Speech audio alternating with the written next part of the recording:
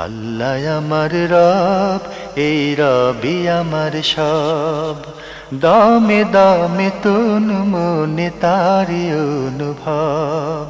তোমার দুনিয়াতে আমি যেদিকে তাকাই, অথই নিয়ামতে ডুবে আছি সবাই।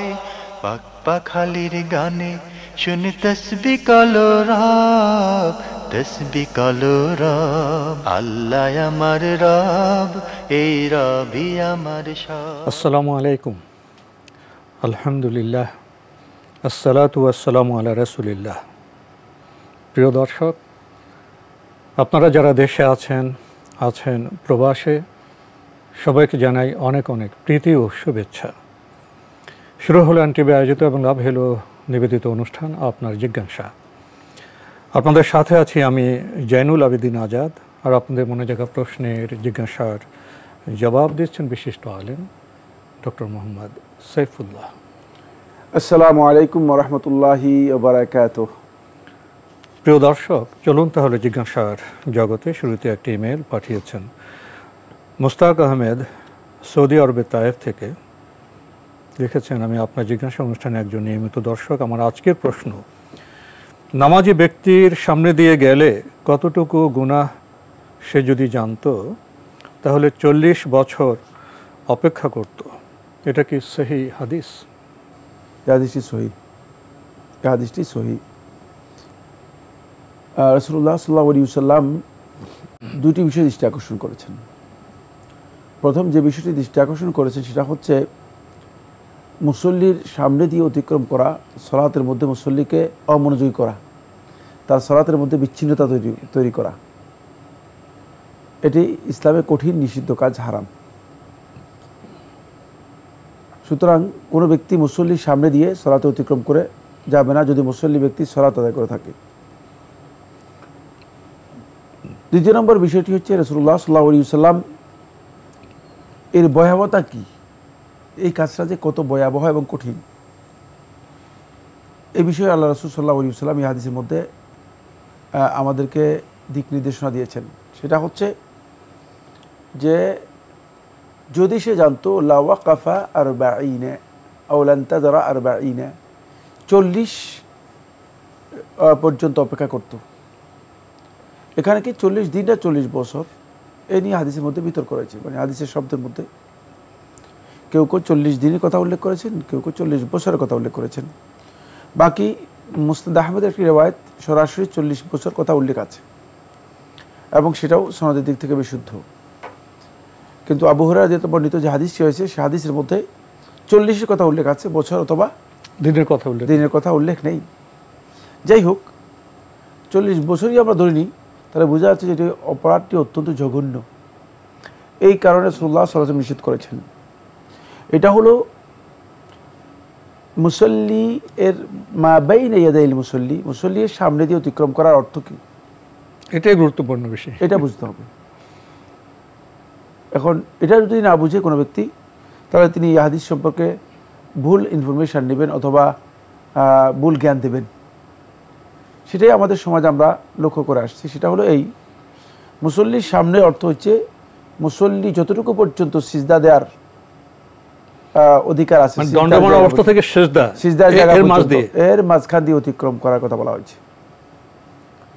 মুসল্লির সিজদার বাইরে অতিক্রম করে গেলে এই হুকুম হবে না, সিজদার জায়গার বাইরে দিয়ে হেঁটে যায়, সেটা হারামও হবে না এবং এই ব্যক্তির জন্য এই হুকুমও নেই।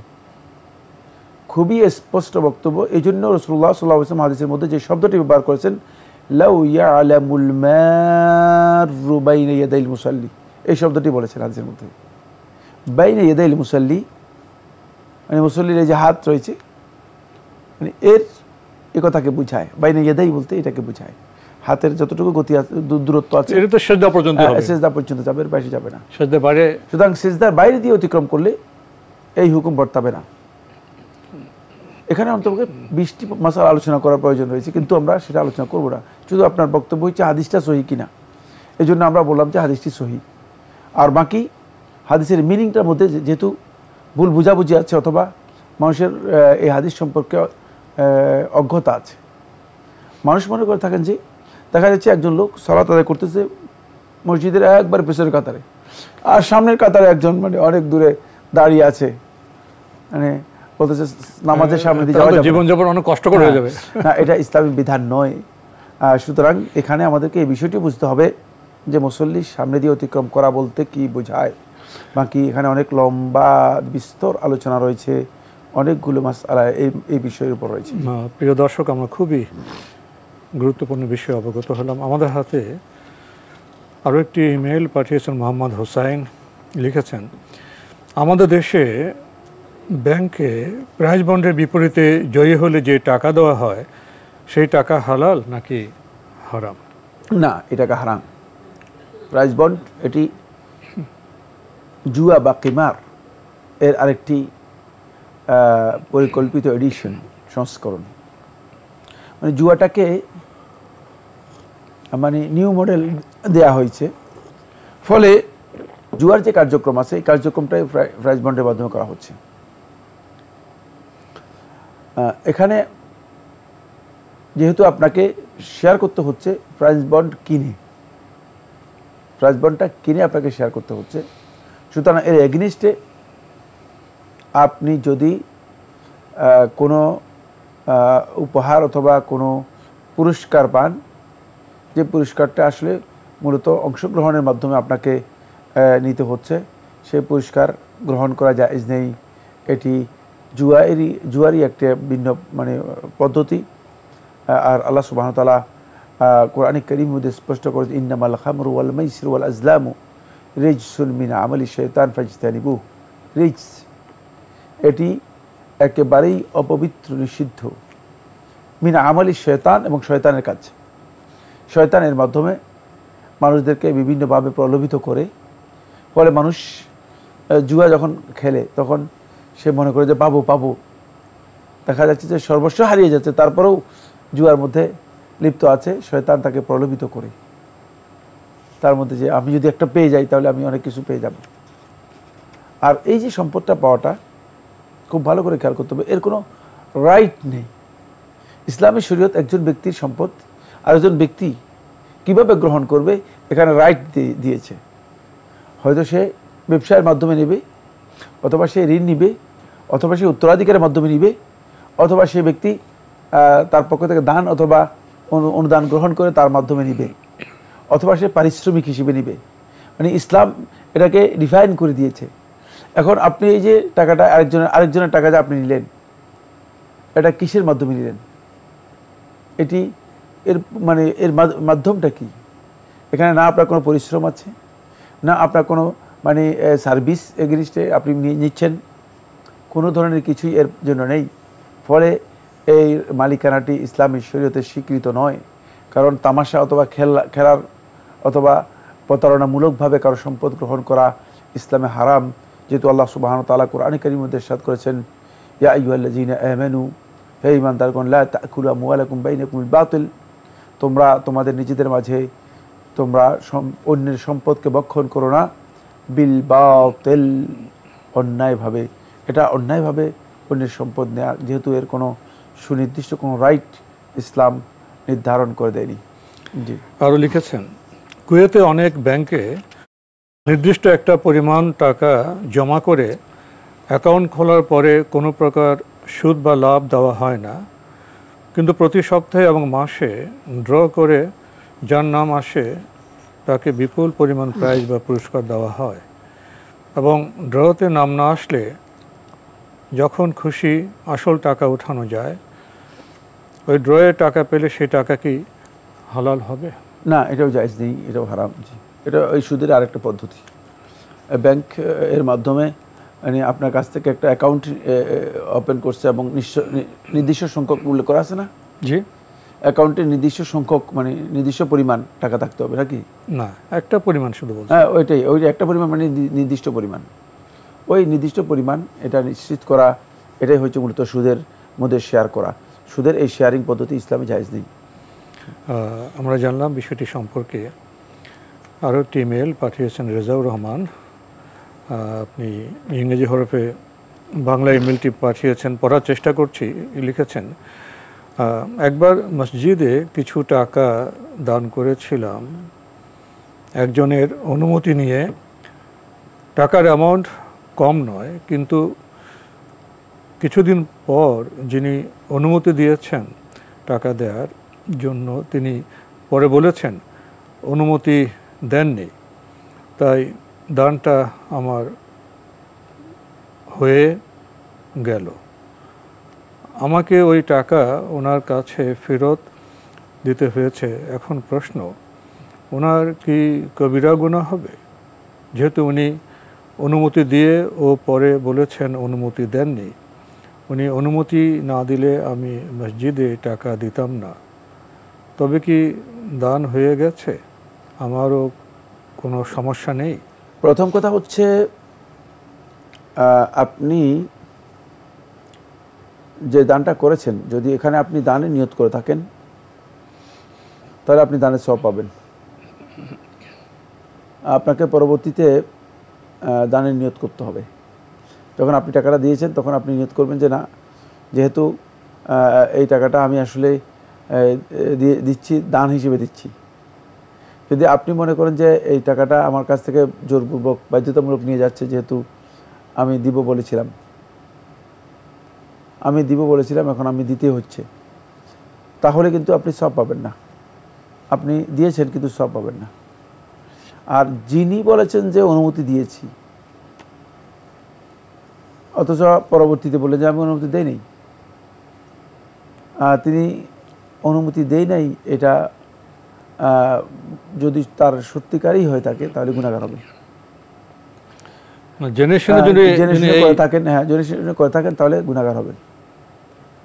কিন্তু অনুমতি দেন নাই যখন বলেছেন, তখনই আপনার এই কাজ থেকে বিরত হওয়া ওয়াজিব ছিল। না, উনি তো আগে তো দিয়ে ফেলেছেন। তো উনি বললেন যে তুমি টাকাটা মসজিদে দান করে আসো, হ্যাঁ, দিয়ে এসছেন। পরবর্তী পর্যায়ে উনি বললেন না, আমি তো অনুমতি দেইনি। তখন ওই ভদ্রলোক যিনি দিয়েছেন তিনি তো নিয়ত করার সুযোগ পাননি, মসজিদ দিয়ে দিয়েছেন, কিন্তু ওনার পক্ষ থেকে দিয়েছেন অনুমতি। পরে উনি পরবর্তী দান হিসেবে নিয়োগ মানে করবেন, নিয়ত করবেন, তাহলে সওয়াব পাবেন। কিন্তু মানে যিনি অনুমতি দিয়েছেন বলে আবার পরে প্রত্যাখ্যান করলেন, বলে যে আমি অনুমতি দেই নাই, তিনি যদি ইচ্ছাকৃত করে থাকেন তাহলে তিনি গুনাহগার হবেন, কোনো সন্দেহ নেই, কবিরা গুনাহই হবে। কিন্তু জানি না হয়তো কেন তিনি অনুমতি দেওয়ার পরে বলে আমি অনুমতি দেই নাই, এটা প্রশ্নবিদ্ধ বিষয়। এখানে তো আর অতিরিক্ত কিছু বলা হয়নি। জি জি, আমাদের হাতে একটি চিঠি পাঠানো হয়েছে ব্রিটিশ ইন্টারন্যাশনাল স্কুল ও কলেজ, শনি রাখরা, ঢাকা থেকে। আগের চিঠি আপনি লিখেছেন, কোনো বিধান সহজ না লাগলে তখন কি আকিদা বা ভাবনা পোষণ করব? কারণ সবার মনের শক্তি তো একরকম নয়। মনের শক্তি কি করলে বাড়বে? প্রথম কথা হচ্ছে, যে প্রশ্নটি করেছেন এই প্রশ্নের দুটা দিক। একটা হচ্ছে, কোনো বিধান যদি সহজ মনে না হয় তাহলে ভাবনাটা কি হবে, চিন্তাটা কেমন হবে? চিন্তা হবে আল্লাহর বিধান, এর উপর পরিপূর্ণ সন্তুষ্ট থাকতে হবে, নিজেকে বাউন্ড করতে হবে, বাধ্য করতে হবে। আল্লাহর বিধানের জন্য আমরা বাধ্য।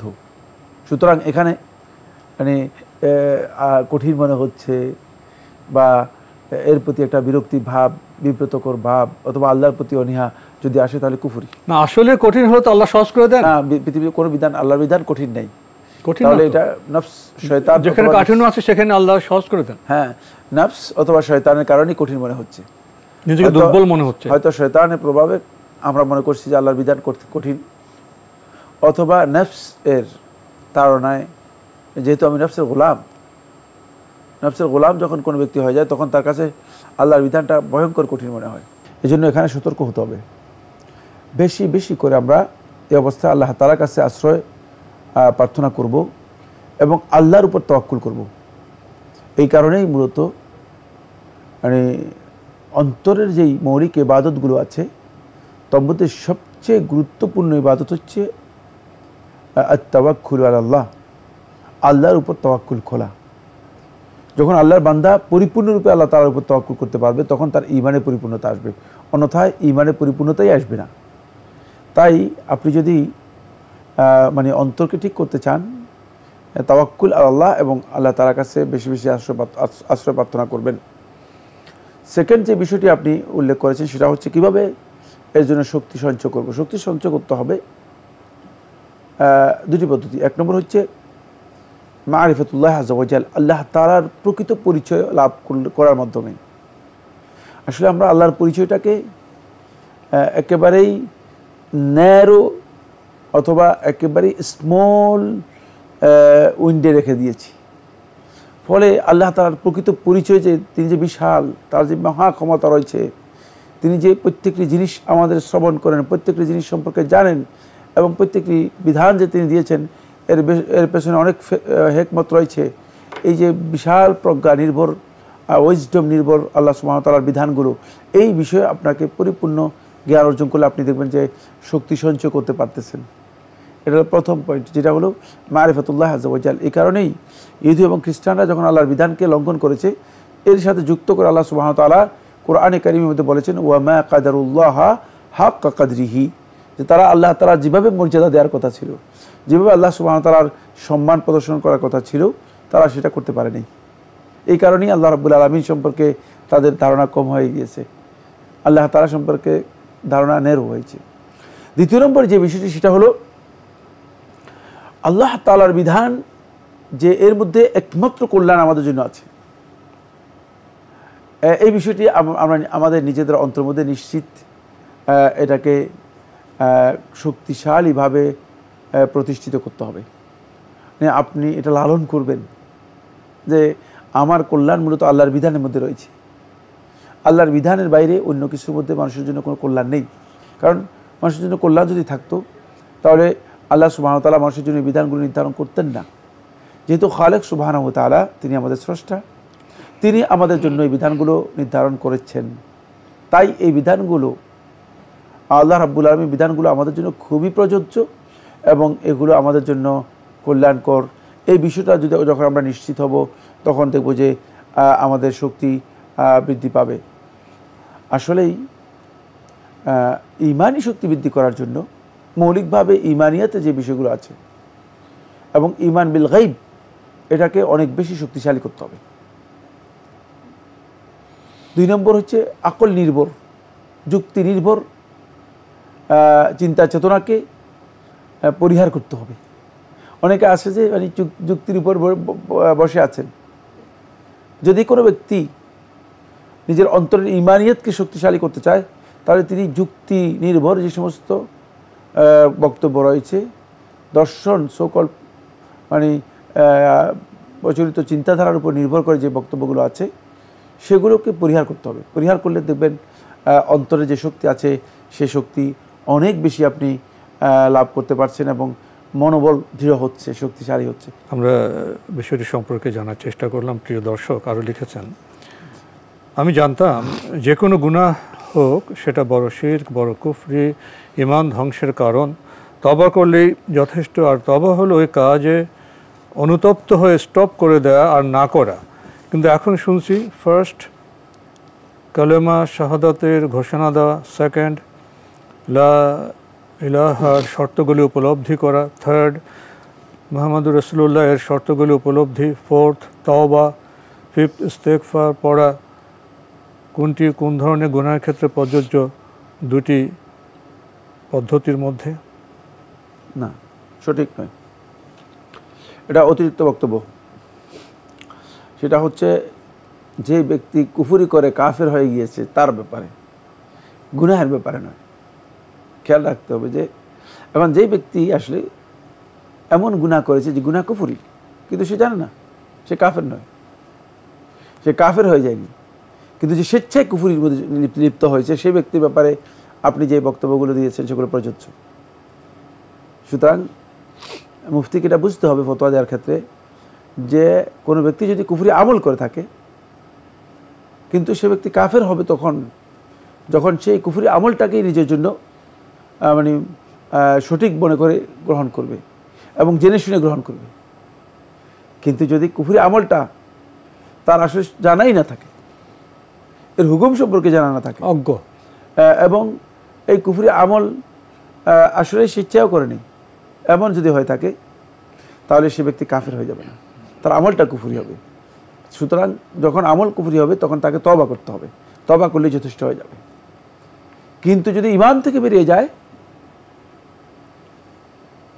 তাহলে সেই ব্যক্তি অবশ্যই তাকে কালিমাতুত তাওহীদের ঘোষণা দিয়ে মানে আল্লাহ রাব্বুল আলামিনের কাছে আবার আল্লাহর বিধানের কাছে প্রত্যাবর্তন করতে হবে, যেহেতু সেই ব্যক্তি কুফরি করেছে।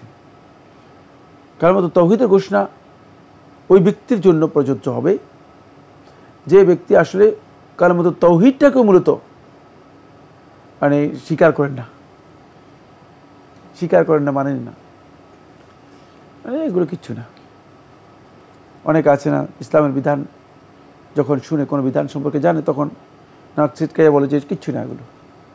অনেক করে যেগুলো মোল্লাদের বক্তব্য, মানে এই ব্যক্তি উপেক্ষা করে, পরিপূর্ণরূপে উপেক্ষা করে, এই ব্যক্তি অবশ্যই কুফরির মধ্যে লিপ্ত হয়েছে, কোনো সন্দেহে কাফের হয়ে গেছে। এবং তাকে অবশ্যই তাওহীদের মাধ্যমে আবার কি করতে হবে, ইসলামে প্রবেশ করে তারপরে আল্লাহ রাব্বুল আলামিনের কাছে এই সমস্ত গুনাহ থেকে তওবা করতে হবে। কিন্তু যদি কোনো ব্যক্তি শুধু গুনাহ করে থাকে, তাহলে সে ব্যক্তি তওবা করে যদি আল্লাহ রাব্বুল আলামিনের কাছে প্রত্যাবর্তন করে এবং সেই কাজ থেকে নিজেকে পরিপূর্ণরূপে প্রত্যাখ্যান করে সেখান থেকে মুক্ত হয়ে যায়, আলাদা হয়ে যায়, সরে যায়, তাহলেই তার জন্য যথেষ্ট। তো আজকে আমাদের এখানেই শেষ করতে হচ্ছে। আপনাকে অনেক ধন্যবাদ। আপনাকে অনেক ধন্যবাদ। প্রিয় দর্শক, আমরা দেখছিলাম এনটিভি আয়োজিত এবং লাভ হেলো নিবেদিত অনুষ্ঠান আপনার জিজ্ঞাসা। আমাদের অনুষ্ঠান আপনারা এনটিভি অনলাইনেও দেখতে পারবেন, ভিজিট করুন www.ntvbd.com। এছাড়া ইউটিউবে এবং আমাদের ভেরিফাইড ফেসবুক পেজে অনুষ্ঠান দেখতে পারবেন। শেষে যে প্রশ্নটি, এটি একটা গভীর প্রশ্ন, বিবেচনা করার মতো প্রশ্ন। শায়েখ তো স্পষ্ট করার চেষ্টা করলেন যে শিরক বা কুফরি আমি কি জেনে শুনে করলাম, না অজ্ঞতাবশত করলাম, না বুঝে করলাম, পার্থক্য আছে। এই পার্থক্য নির্ণয় করে আমাদের কথা বলতে হবে। আমরা সে বিষয়টি উপলব্ধি করলাম। চিঠি লিখুন, প্রশ্ন পাঠান আমাদের ঠিকানায়। পরিচালক আপনার জিজ্ঞাসা, এনটিভি, বিএসসিসি ভবন, 7ম তলা, 102 কাজী নজরুল ইসলাম অ্যাভিনিউ, কারওয়ান বাজার, ঢাকা 1215। ইমেল অ্যাড্রেস আপনার জিজ্ঞাসা @ntvbd.com। মহান আল্লাহ আমাদের সবাইকে নিরাপদে রাখুন, শান্তিতে। আসসালামু আলাইকুম। আল্লাহ আমার রব, এই রবি আমার সব, দামে দামে তন মনে তারি অনুভব। তোমার দুনিয়াতে আমি যেদিকে তাকাই, অথই নিয়ামতে ডুবে আছি সবাই। পাক পাখালির গানে শুনি তসবিহ কলরব, তসবিহ কলরব। আল্লাহ আমার রব, এই রবি আমার সব।